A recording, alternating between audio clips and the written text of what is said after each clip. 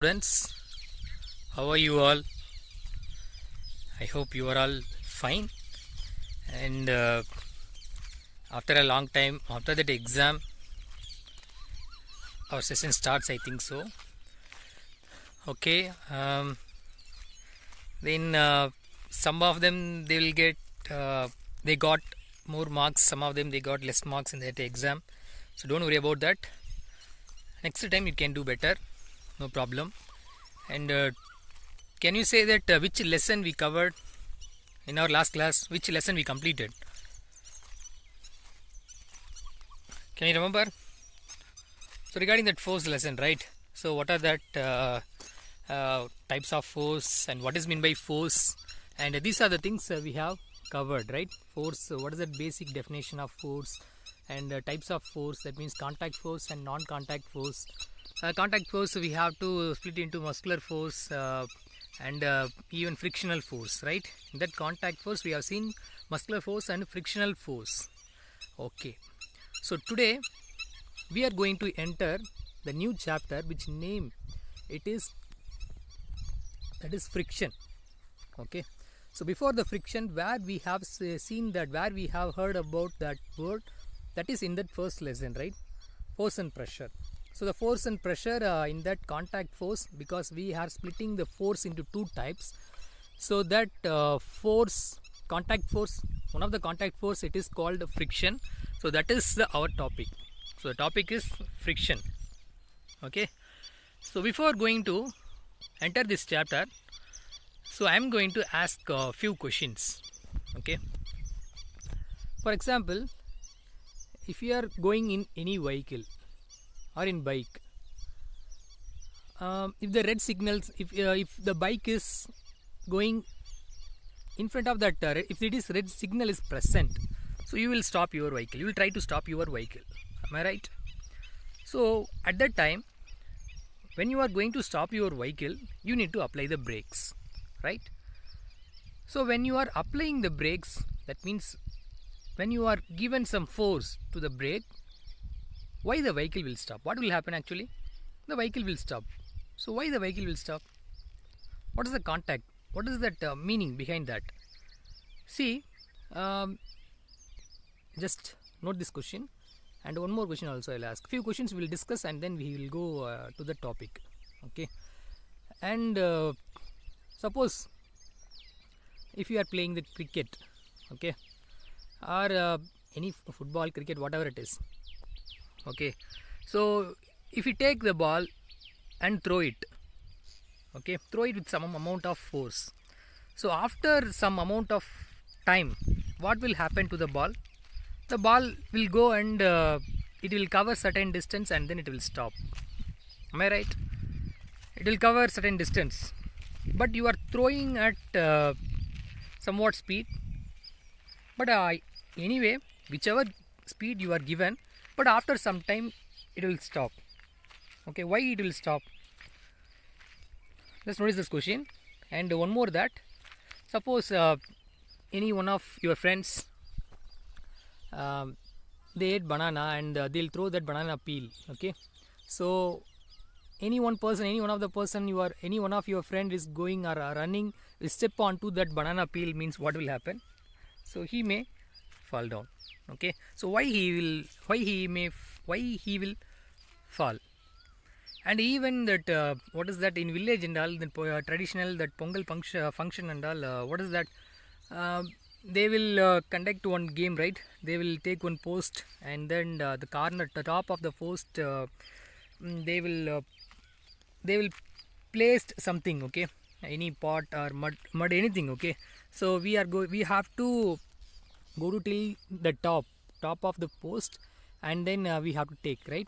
So that time you cannot go above, right? Because what is that, actually they applied some grease, right? Some grease, some oil on that post, so you cannot reach. Okay, so regarding all those things, so far we discussed some examples, no? So what is the main reason why in the first case when the driver applied the brakes, the car will stop? Why it will stop means, see, everything based on that frictional force. frictional force. Okay, what is mean by frictional force? Okay, and where it will be acting, and which direction it will be acting, and what are the factors which will depend on that frictions, and friction whether it is good or not. Okay, and how to increase and how to reduce the friction. These are the topics in this lesson. Okay, so before going to enter the topic, I'll put one video. That means in your book they gave an activity. For that you will get better understanding. Okay, so after seeing that video, you just look at this picture. Okay, so shall we play that video? Okay, yes. Friction and smoothness of a surface. In this module, you will learn about the effect of smoothness of a surface on friction. We require a few items for this activity.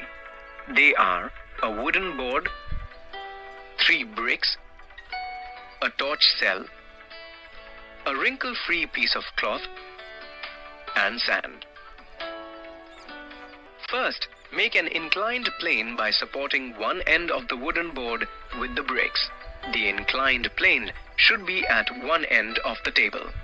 This is done so that if something is rolled down the plane, there is enough distance for it to move on the table. Next, place the torch cell at the top of the wooden board and let it roll down the plane. Observe how far it goes on the table before coming to rest. Make a mark on the table where the cell stops. Now, spread the piece of cloth over the table. There should not be any wrinkles on the cloth. Let the cell roll down the board from the same point. Observe the distance it covers over the cloth. It is much less. Now, remove the cloth and spread sand over the table. How far will the cell go? Let us check. This time the cell covers the shortest distance. The distance covered by the cell depends on the nature of the surface. On the table surface, the cell covered the longest distance because the table surface is smooth and offers the least resistance. On cloth and sand, the cell covered shorter distances because these surfaces are rough and offer more resistance. Through this activity, it can be inferred that rough surfaces offer more friction than smooth surfaces. In this module, you have learnt friction is caused by the roughness of the surface in contact. Rough surfaces offer more friction than smooth surfaces. Okay. In this Okay, students, what you understand from this activity? So initially they have taken that cell, discarded cell or whatever, they kept on inclined plane. From that only they leave that cell. First, without taking cloth, initially in the table itself, you just move that cell. So what will happen? It will cover certain distance. Just notice that distance, how much distance it covers by using that scale. And after that, you have to take a piece of cloth, you just cover it on the table. Now you have to place it, that cell, in the inclined plane at the same point. Just leave it, and what will happen? Just notice that direction. Okay, just notice that direction. What is it? Notice direction, not that is notice that distance. Okay, how much distance it covered. And you have to put some sand in that table, and that time you have to leave that cell in the same point and just notice the distance covered by the cell. In the 3 case, what you understood, in the first one it cover more distance, second one it cover less distance, and third one it cover very less distance. So what are the things? Actually something will stop, right? That something will stop, but it will be vary that if we are varying the nature of the surface, right?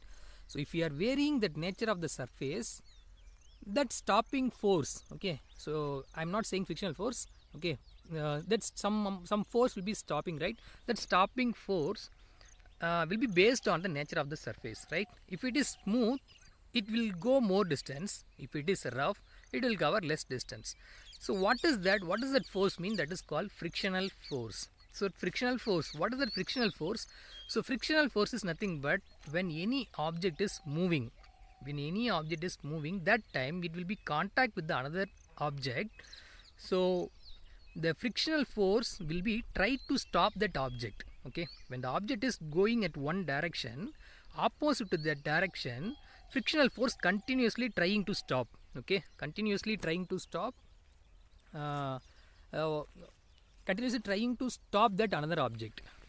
For example, if you are playing the what's called kabaddi game and all, you will catch that place, right? The overall rider came, so you will catch that rider, right? You will stop the rider. So that rider is now exerting some force. No, that is called frictional force. Okay, because you are stopping at one direction. That rider is at one direction. Both are in opposite direction. Okay, so opposite direction of the movement, some force will be acting, that is called frictional force. So whenever one surface contact with another surface, there will be some interlocking pattern is there. Okay, interlocking pattern means what? Just look at the surface of the first object at the bottom and where it will be contact in the table, in whatever it is. Okay, whenever in which position it will be contact with each other, that time there will be some irregularities is present. Okay, so like this. Okay, just look at that touching that contact place, there will be some irregularities is there. The surface will be irregularities, but you cannot see it with your blind eye, with your what's called blind eye, not okay, with your naked eye, right? Sorry, so with your naked eye, so you cannot see that irregularities patterns. So the surface will be interlocking with each other. Okay, whenever the two surfaces are interlocking with each other, that time your frictional force will be maximum, and the frictional force will be depends on the nature of the surface. When it will be rough surface, what will happen? It will be producing more frictional force. It will offer more frictional force. Okay, and even if you are playing cricket, that time you will put that handle cover, right? So if it is not, if there is no handle cover, means you will feel that somewhat there will be less grip, right? That less, you are saying that grip, right? There is no grip, so that only we have to put a handle, right? That means handle cover. So once you put the handle cover, means you can hit the 6 easily. Okay, right? And that means you can produce more force. So friction depends on the surface, nature of the surface. That is very important. And this is one factor. Okay, this is one factor influencing the friction. Okay, so this activity will states that nature of the surface, how the friction force will be depends on. Okay, the next one, see factors affecting the frictions. As I said, so nature of the surface in contact, the smoothness of surface, and how hard the surface press together. And one more thing, friction will be based on the pressure also. For example, if you have take one mat. Okay, so you just first place it, that mat. So the mat above, there is no weight is there, so that time you can take the mat, will be very easy, right? Easily you can take. But if any one of the person who is standing, or if you kept any one object on the mat which will be having some more weight, so now you can take that mat, what will happen? You need to give more force to overcome that friction, right? So because when you are pressing any object, that time your frictional force also will be very high. So pressure directly proportional to your frictional force. Okay, so when nobody is standing, that time you can take the mat easily. But when some of them they are standing, or if you keep any object or any weight object, so you need to apply some greater force to overcome that frictional force. Okay, so the two factors you have to remember: nature of the surface and pressure. How much pressure will be acting there? Okay, so and one more thing. So how much frictional force can be developed, sir? How can we find that this much frictional force is produced? How can we find, sir? Any device is there? So there is one device that is called what is that? Spring balance. Okay, So what is that spring balance and why it will be useful, and how to find the frictional force? For that I'll put one video. You just look that spring balance device also. Okay, just a minute. This module, friction. Yes, here.